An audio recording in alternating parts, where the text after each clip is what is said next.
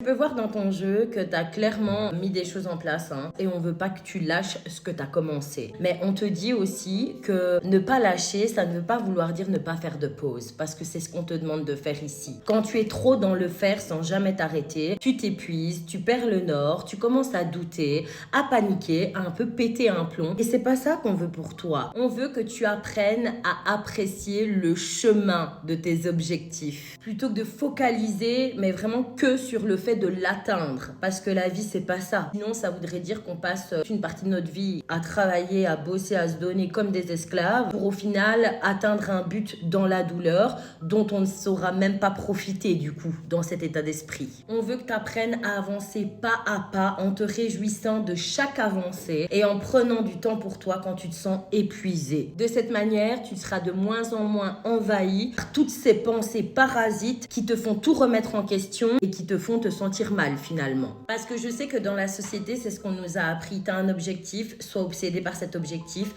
ne t'arrête pas tant que tu l'as pas atteint. Mais la vraie vie, c'est pas comme ça en fait. La vraie vie, c'est d'aller pas à pas, tu te sens crevé, tu te reposes, tu prends du temps pour toi, tu fais une petite sortie avec tes copines, petite soirée beauty, voilà. Prends le temps de te donner de l'amour en fait. Tout simplement. Tu vois, littéralement, avec la carte se séparer, on te parle du fait de lâcher ce qui te tire vers le bas. Les comportements, les schémas de pensée, certaines personnes, certaines situations. Apprendre à t'écouter, à écouter ton cœur, ton intuition et tous tes signaux personnels. Ta fatigue, ton corps, ton esprit, ce que tu veux pas, ta motivation. Tout ça, c'est des indicateurs, en fait. Tu dois prendre le temps d'apprendre à décrypter et à écouter. Parce que c'est comme ça, les amis, qu'on apprend à voguer, à avancer dans la vie en suivant la vague de la vie. Parce que les amis, quand vous vous sentez par exemple complètement crevé, mais que vous continuez à forcer, mais concrètement, vous êtes dans la trahison de vous-même. Est-ce que c'est intéressant d'atteindre un objectif en se trahissant de façon perpétuelle, en étant crevé, en